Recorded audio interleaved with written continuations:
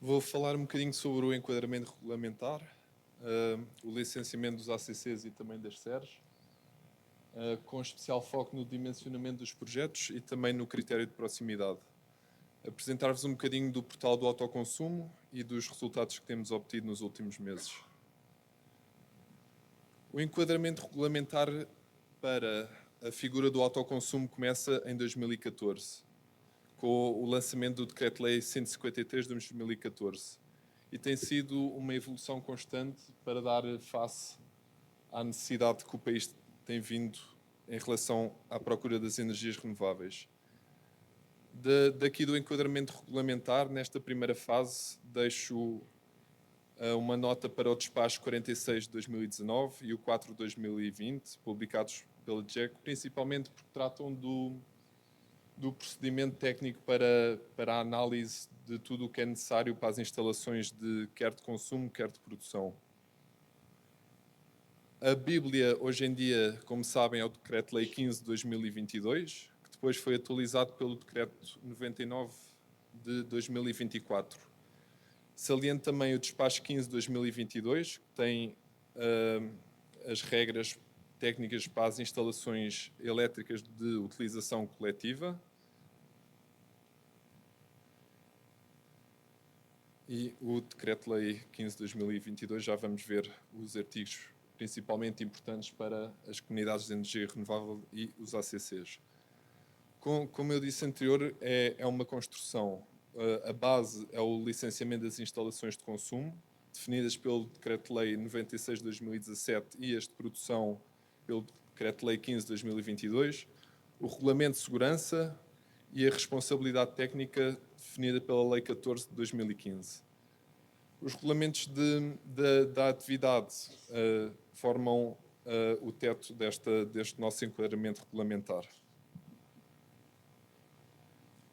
A salientar na regulamentação de segurança o despacho 4 de 2020, que aprova o regulamento de inspeção e certificação e também o regulamento técnico e de qualidade, e o despacho 15 de 22 da DGEC, que define as regras técnicas e procedimentos com vista ao correto dimensionamento e à realização de inspeções aplicáveis em instalações elétricas coletivas. Então, o que é que temos importante, principalmente importante no Decreto-Lei 15? Os mecanismos de controle prévio, que estão estratificados principalmente quanto à potência instalada das unidades de produção para autoconsumo, abaixo de 30 kW, entre 30 e 1 MB e acima de 1 MB. Cada uma delas tem um controle prévio distinto e uma maneira de apresentar os documentos também distinta. A plataforma eletrónica está definida no artigo 15, a proximidade geográfica e elétrica no artigo 83, a definição de autoconsumo coletivo pelo artigo 86, os direitos e deveres dos autoconsumidores, que é um artigo bastante importante, no 88º, e finalmente as comunidades de energia renovável pelo artigo 189. Entendemos como autoconsumo coletivo ou comunidades de energia renovável a ação de partilha de energia produzida por UPACs através da rede elétrica de serviço público. Ou seja, pode ter várias figuras. Quer tenham uma UPAC ligada à coluna montante de um edifício em que partilha com os seus condóminos e depois partilha com a rede, quanto uma instalação de consumo que apenas consome da rede elétrica, como uma UPAC que está instalada diretamente no solo e a sua produção é feita totalmente através da RESP para a sua vizinhança, quer seja a figura mais habitual que temos, que é o ICQ-UPAC, que é uma instalação de consumo que faz autoconsumo na sua própria instalação antes de partilhar com a vizinhança. Na DGEG, quando a instrução de um pedido, o que é que nós avaliamos? As condições de acesso, ou seja, o produtor, consumidor ou terceiro instrui os dados corretos e está com possibilidades de aceder a um projeto de autoconsumo coletivo, como é instruído pela EGAC. Depois, o segundo ponto são os critérios de proximidade, a verificação da distância entre as UPACs e cada instalação de utilização, e os casos específicos para os clientes eletrointensivos e para territórios de baixa densidade. Também o dimensionamento do projeto que é apresentado pela entidade gestora, ou seja, que a soma das potências instaladas das unidades de produção de autoconsumo tem de ser inferior ou igual à soma das potências certificadas das instalações de utilização. E, finalmente, a viabilidade de injeção na RESP. Se a potência de injeção que querem fazer na rede é abaixo de 1 mega, a DGEC faz uma consulta simples ao operador. Se a potência de injeção na RESP é acima de 1 mega, deve ser sempre obtido um TRC. Como tinha falado, a primeira validação que fazemos na DGEC é a conformidade dos dados do requerimento submetido pela EGAC, depois a verificação do dimensionamento, das potências instaladas, das potências certificadas, de acordo com o artigo 88, a verificação dos dados dos membros, principalmente se o NIF é o associado ao CPE indicado e se esse CPE está com um contrato ativo, e a verificação dos dados e certificação das UPACs, ou seja, se uma UPAC já foi registada no âmbito do autoconsumo individual, esta tem de estar certificada para poder entrar para um projeto de autoconsumo coletivo.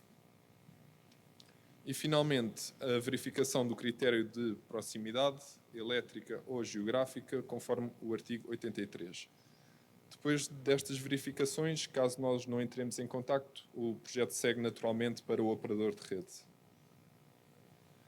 Deixei aqui um esclarecimento do que é o entendimento atual sobre o critério de proximidade, que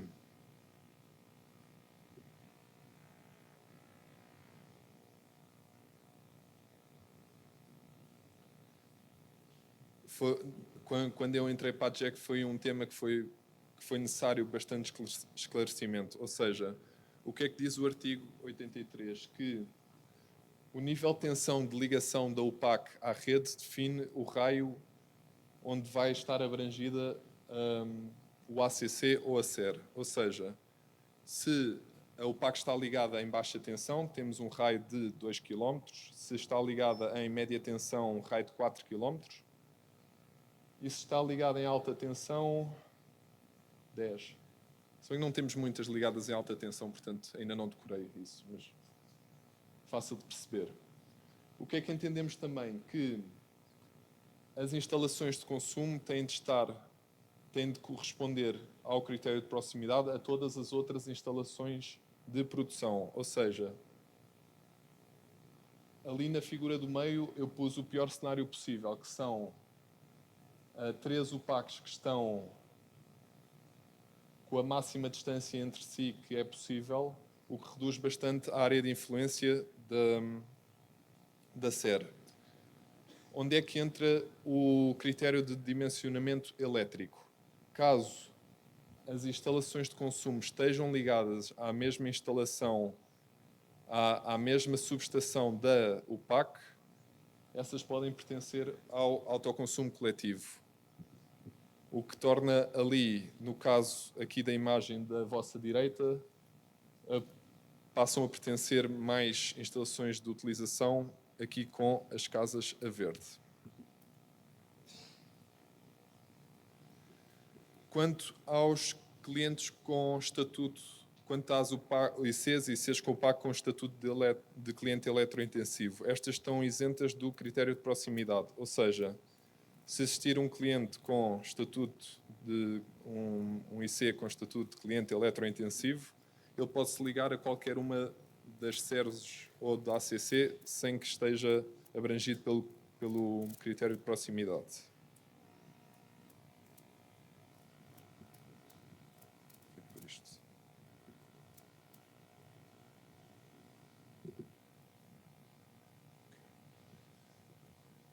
Um bocadinho sobre o portal. Para uma UPAC já registada, que é uma UPAC que faz parte do autoconsumo individual, a certificação de um projeto da ACC faz-se principalmente em 3 fases: registro, cadastro e certificação. O primeiro passo é o registro da entidade no portal. onde a entidade apresenta os seus dados como entidade gestora do autoconsumo e os dados de um técnico responsável, caso esta não seja uma pessoa singular. No caso de uma pessoa coletiva, é necessário definir quem é que vai ser o técnico que vai representar a EGAC. Depois, o próprio técnico faz a submissão do projeto ACC e submete a informação do nível CPE, das subestações, e é avaliado o dimensionamento do projeto e as coordenadas das instalações para efeitos de verificação da distância. Caso aprovado, o projeto é enviado para o operador de rede e dá-se o início da fase de cadastro e de certificação. Como resposta ao cadastro, o operador de rede responde com a viabilidade e com as condições do ponto de ligação.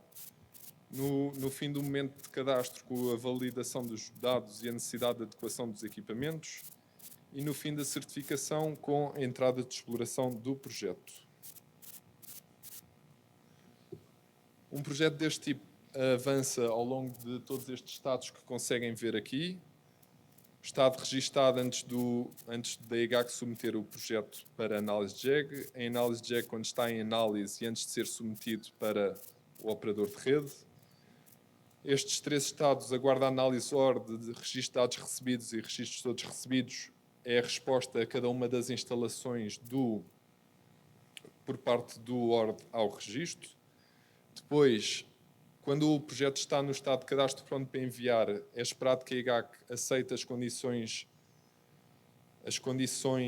impostas pelo operador de rede e avance com o projeto para cadastro.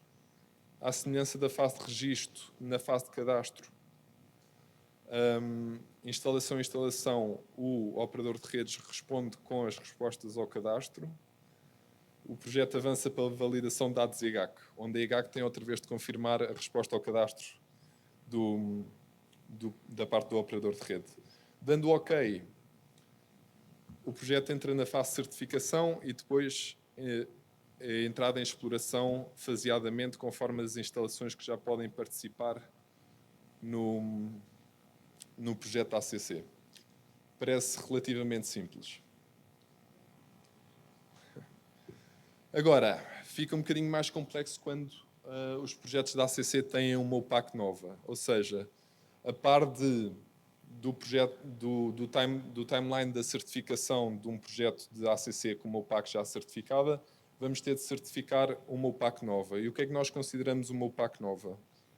Pode ser a figura de unidade de produção para autoconsumo, mas ligada diretamente à RESP, que é instalada no solo e partilha a energia via a rede pública,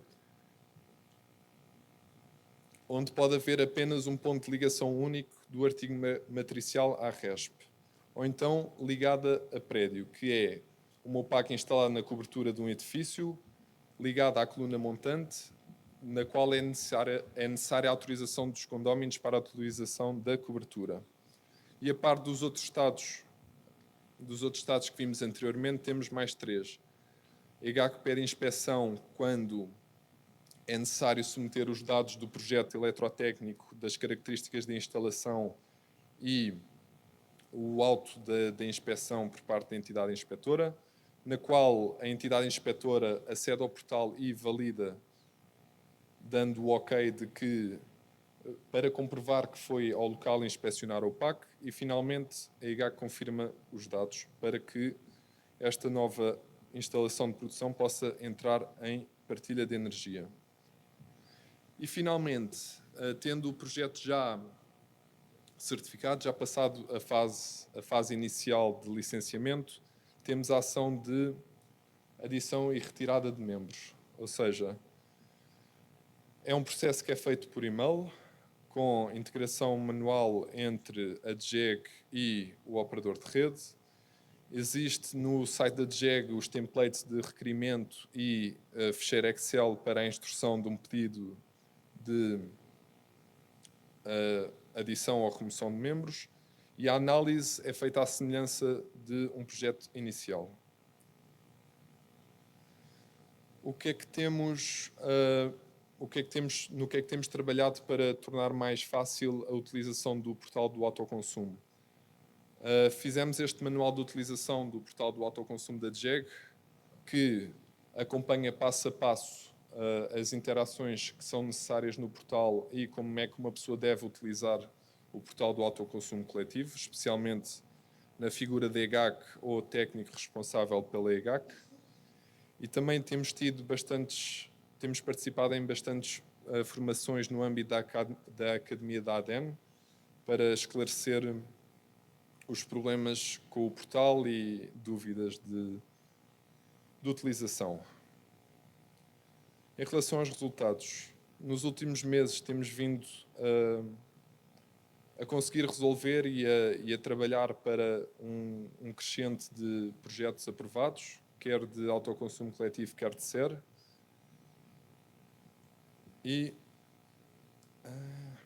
Ok. Isto havia aqui um vídeo por trás, mas deixo só explicado.